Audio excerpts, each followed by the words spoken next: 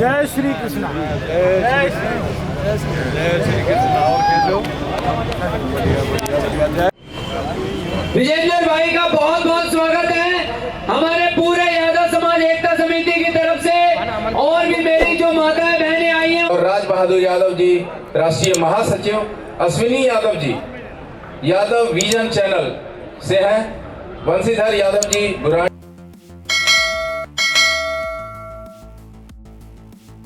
आपका बहुत बहुत स्वागत करती है यादव एकता समिति। बहुत बहुत धन्यवाद सर।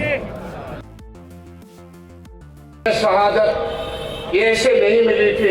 हमारे अमर वीर बलिदानी जिन्होंने अपने प्राणों की आहुति दे करके राष्ट्र को स्वतंत्र कराया था, शहीद भगत सिंह, सुभाष चंद्र बोस, अब्दुल हमीद, राव तुलाराम, अलगमुत्तु घोड़े, तमाम महापुरुषों ने राष्ट्र के लिए अपनी जान की बाजी लगा करके शहादत दिए थे।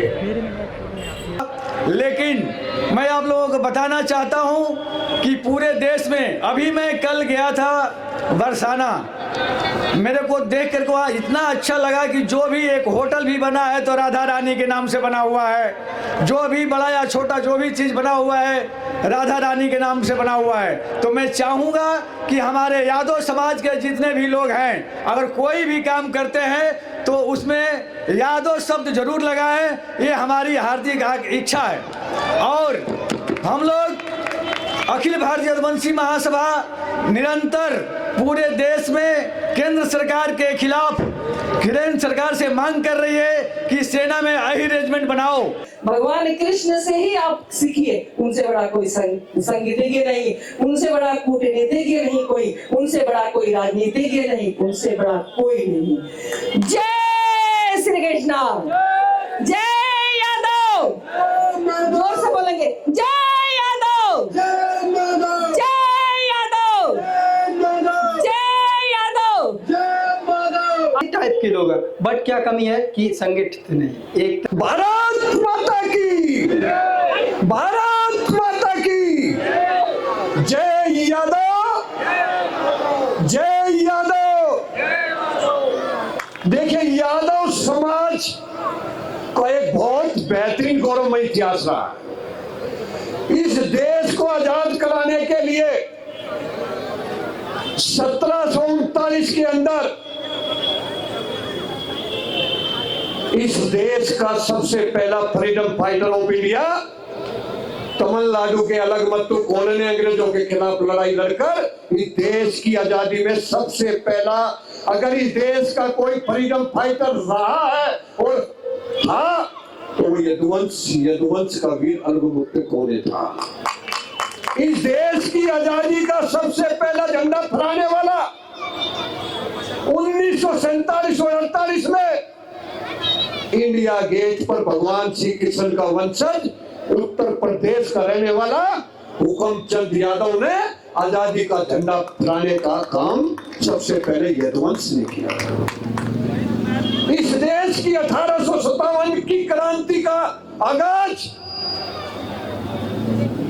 यादवों के लिए नहीं, इस देश के करोड़ों सभी जाति के लोग जो गुलाम थे उनको गुलामी से आजादी दिलाने के लिए इस देश की 1857 की क्रांति का आगाज राव तुलाराम, राव गोपाल देव, राव रामलाल के नेतृत्व में, चाहे वो मेरठ हो, चाहे करनाल हो, और हरियाणा की नसीबपुर धरती जो आज भी लाल है, 5000 हीरों ने एक साथ अंग्रेजों के साथ लड़ाई में शहादत और बलिदान दिया। और जब जाकर ये देश आजाद हुआ, इस देश की आजादी के बाद भी 1962 की लड़ाई हो, 1948 बडगांव की लड़ाई हो, 71-65 की लड़ाई हो, कारगिल युद्ध हो, बॉम्बे ताज हमला हो, सर्जिकल स्ट्राइक हो, आतंकवादी उग्रवादी हमला हो, कोई ऐसी छोटी और कोई ऐसी बड़ी लड़ाई नहीं जिसमें यदुवंश के वीरों ने सबसे ज्यादा शहादत और बलिदान देकर आपकी मां की गोद सुनी कर तिरंगा में लपट कर इस देश की रक्षा करने का काम किया। इस देश में 33 करोड़ देवी देवताओं में सबसे बड़ा धाम 1962 के उन 114 वीरों के नाम से नेजगला में चले जाइए। आज भी वीरों में वीर, अतिशूरवीर वीर है धाम आज भी आपके नाम से है। देश तो छोड़िए, पूरी दुनिया में किसी भी जाति के वीरों के नाम से कोई धाम नहीं है, लेकिन इस जाति के वीरों ने चाइनीज को दिवाली के दिन 120 की टुकड़ी ने 3000 चाइनीज को आखिरी गोली, आखिरी खून के कतरे तक 3000 चाइनीज को मार गिराया और इस देश की जम्मू और कश्मीर को बचाने का काम किया। तो यदुवंश वीरों ने इस देश की 1948 के अंदर आजादी के बाद तुरंत बड़गांव के अंदर पाकिस्तान के 800 पठानों ने अटैक किया, तो 55 हीरों की टुकड़ी ने उन 800 पठानों को मार गिराया। और आज भी गूगल पर देख लीजिए, यादव हिल के नाम से बड़गांव की पहाड़ी का नाम है, जो आज तक पूरे वर्ल्ड में किसी के जाति के नाम से। अरे सबसे ज्यादा शहादत और बलिदान, सबसे ज्यादा वीर पदक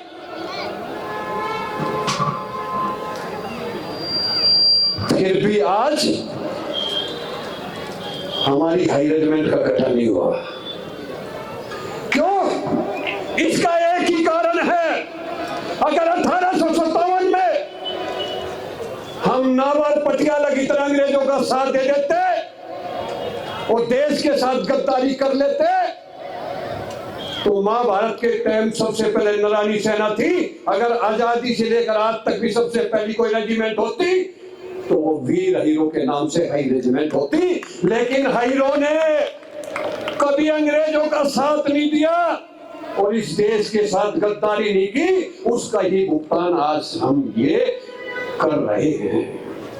लेकिन आज ये देश आजाद है और वोट की ताकत से ये सरकार बनती है और उसमें 26 करोड़ यादवों का योगदान है कि आज जरूरत है यदुवंश समाज को एकजुट होने की और एकजुट होकर, चाहे वो राजनीति हो, चाहे सामाजिक हो, चाहे आर्थिक हो, चाहे वो हाई रेजिमेंट की बात हो, अगर एकजुट होकर हम लड़ेंगे तो किसी कांग्रेस और बीजेपी की हिम्मत नहीं। जो आज हम मांगने जा रहे हैं वो हमारे घर आकर हाई रेजिमेंट देने का काम करेगी। आज सबसे ज्यादा किसका हक छीन रहा है? यदुवंश का छीन रहा है। आज ओबीसी की जाति जनगणना क्यों नहीं कराई जाती? दिल्ली के अंदर आज सब लोग लगातार मेहनत कर यहाँ पर अपने बच्चों को पढ़ा लिखा कर बड़ा करना चाहते हो, लेकिन 93 का एक डोमिसाइल सर्टिफिकेट की वजह से ओबीसी सर्टिफिकेट नहीं बन पाता। क्यों? जब SC ST को उसका सर्टिफिकेट का हक मिल सकता है तो ओबीसी को भी ये 93 का जो एक्ट है ये खत्म करना चाहिए और हर ओबीसी का, चाहे वो गुर्जर हो, जाट हो, सैनी हो, यादव हो, उसके बच्चे का भी दिल्ली में, चाहे वो किसी भी राज्य का वासी हो, लेकिन वो भारत का नागरिक है, ओबीसी है, तो 93 का एक्ट भी हटना चाहिए।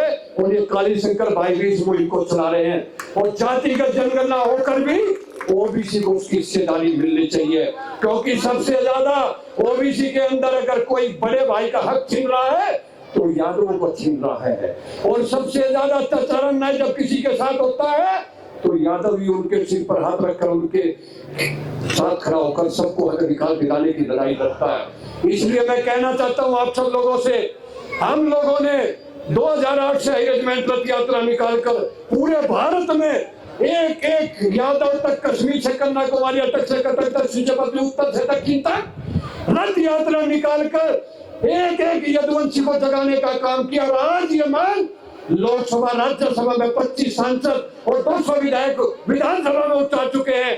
इस देश का कोई ऐसा यादव संगठन नहीं, कोई यादव नेता नहीं, कोई कांग्रेस बीजेपी नहीं जो यदुवंश की हाई रेजिमेंट की मांग को नहीं उठा रही है। लेकिन फिर भी ये नहीं बन रही है तो उसका एक ही रीजन है, जितने अभी हम कबीलों में लड़ रहे हैं, अलग अलग संगठनों में लड़ रहे हैं, जिस दिन भगवान श्री कृष्ण ने कहा कर्म ही प्रधान है, वासुदेव कुटुंबकम।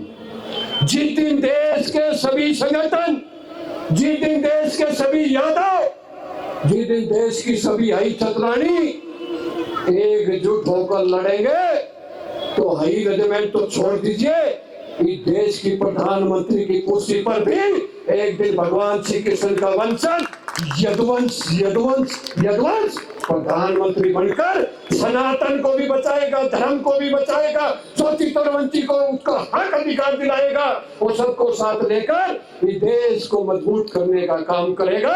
तो वो यदुवंश यदुवंश करेगा एक दिन, आपको विश्वास दिलाता हूँ। समय का अभाव है, मुझे भी 3 प्रोग्राम में और जाना है।